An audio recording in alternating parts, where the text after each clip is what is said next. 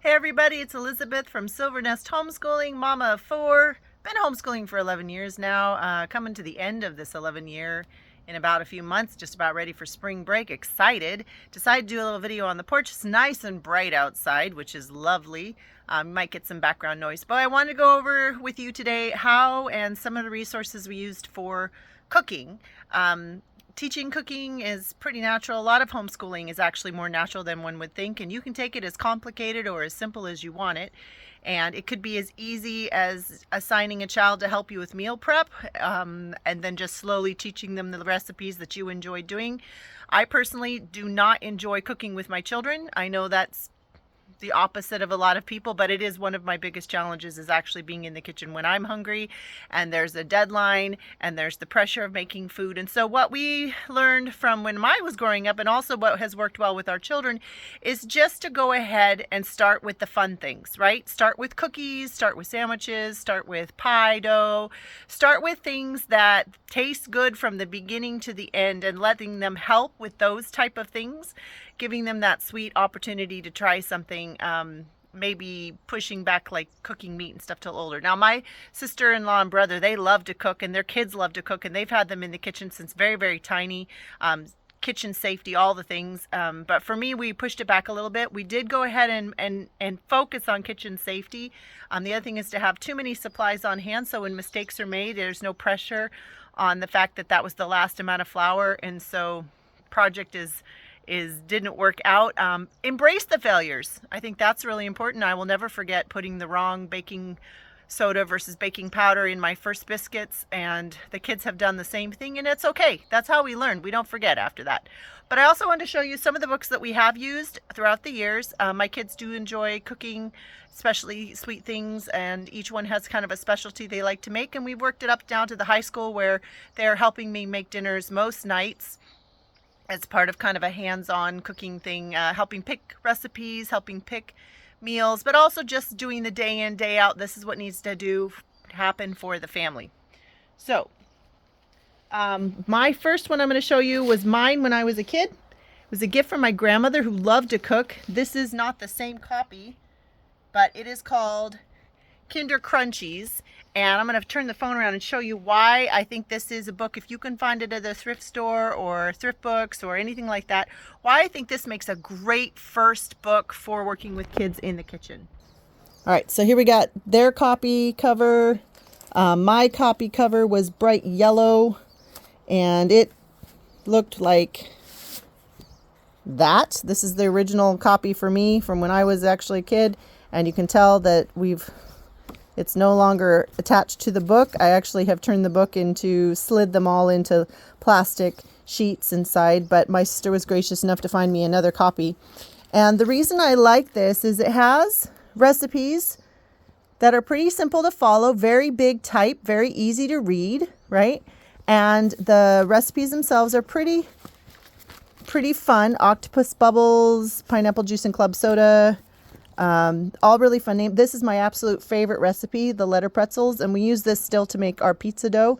But then it goes over here and it talks about, what do you think? So in this case, what does dissolve mean? Smell yeast, what is it? Like, it's basically homeschooling. We didn't even think about it being homeschooling when we were kids. We just enjoyed reading this side. And so what letters are you making? Capital or lowercase? What sound does it make? Have you eaten pretzels before? How are they like these? How are they different? I mean, girl, guy, mom, dad, this is a whole curriculum without even thinking about it, right? Instant banana pudding, small banana, applesauce, yogurt, instant goodness. Note, use very ripe banana. What do you think? What does instant mean? What does half mean? And the thing is that some of these recipes, we made them as kids because they look super fun, and then they didn't taste very good. So, or some of them tasted amazing. This banana bread is pretty great.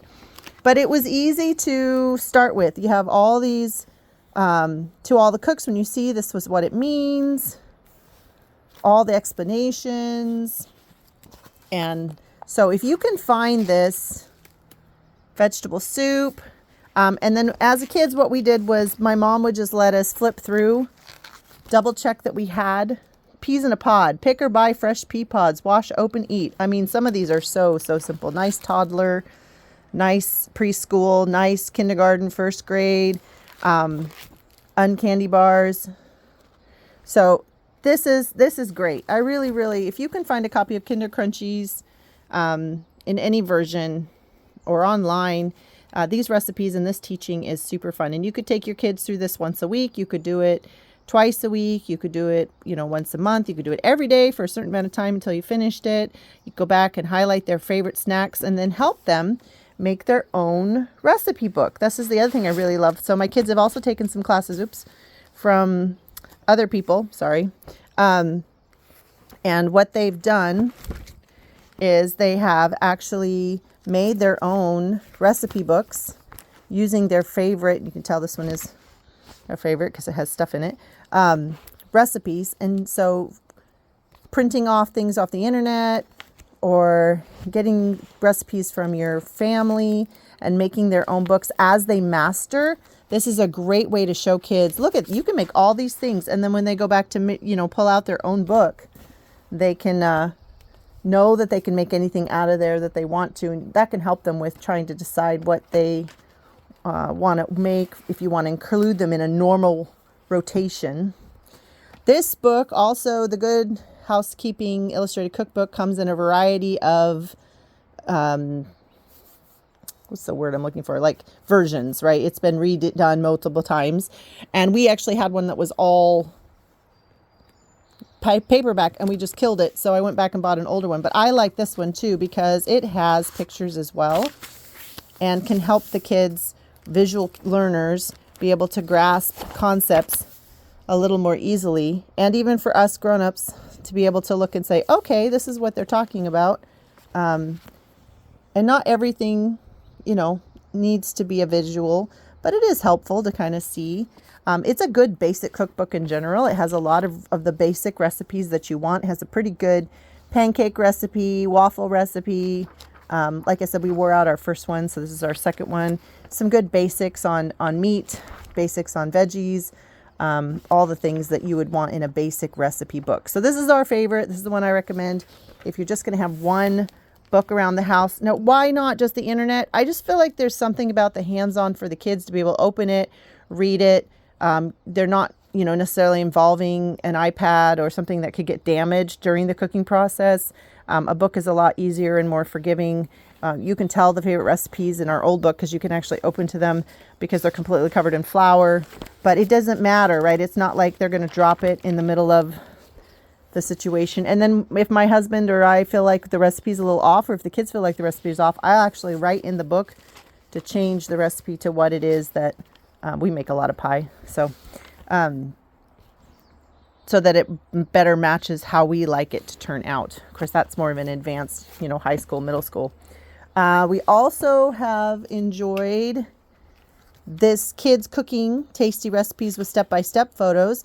The, more modern take on the Kinder Crunchies stuff because you can actually get photographs. But still, again, you're watching pictures, stuff that's simple, from hot cocoa to scrambled egg buddies, some of these fun pictures that might entice kids to try something new. My daughter has used this quite a bit if she wants to look up a recipe, and she finds this one to be really, I remember having a book like this that had pictures for me in the, in the 80s, 90s that looked really, really yummy. Everything looked really yummy. So, and also some facts. Did you know butter is made different shapes in the West Coast than it is in the East Coast? West butter is short and squat, and East Coast is tall and skinny. Actually, I think our butter looks like sticks this laying sideways, but maybe it's a joke. I have been to the East Coast, and their butter does look different, but I don't know that it matches this picture. Another good discussion to have with your kids. Is it accurate? Are the facts you're being presented with accurate? So, yeah, so we like this one.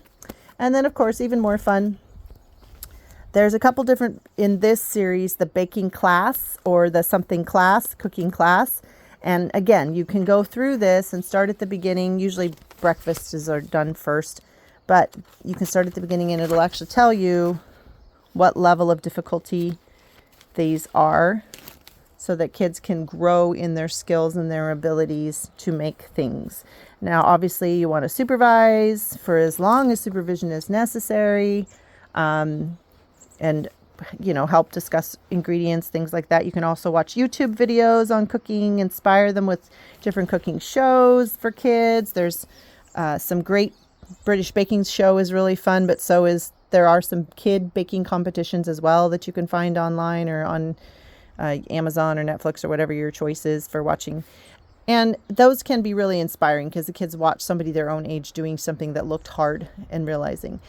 Start small, make progress, take the pressure off, try to find ways to make it fun, but also embrace those teachable moments. I really practice saying I'm sorry so many times in the kitchen.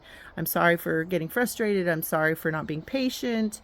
And but incorporating it into your everyday, this is the hands-on things that homeschool allows you to do that you don't necessarily get as much opportunity to do throughout the day. Now, again, like I have families that they bake and cook and work together all the time who don't homeschool because, this is life skills and they're amazing at it. They're better than I am at it. But this is how we ended up helping all 4 of the kids learn how to cook. And now everybody from the 12-year-old up can make an entire meal if they need to in order to feed the family of 6. And they can make biscuits or muffins or whatever they want in order to bless friends. And so I think that's great. I think sharing your food when it's a success is a huge blessing because kids get to shine even more. They feel the accomplishment in that act of service and the freedom to be able to throw something away if it didn't taste well, learning how to deal with perfectionism, learning how to deal with just practical budgets, practical spending, practical buying, selling, all those things can be super, super helpful. But, don't worry if your little toddlers aren't cooking because honestly, we didn't let them really delve in until they were about 10, 11, 12 when they could handle more things. There was rules about I'm only allowed to put things in the oven until they're a certain age. And now some of the older ones help with the youngest, putting things in and out of the oven if she feels nervous. Some of our stoneware is very heavy. And so we're just practical, just slowly adding to the process and adding things to help them be able to learn more. So hope that was helpful. Hope those resources were helpful. Hope you're having a great day. Hope there's sunshine where you are.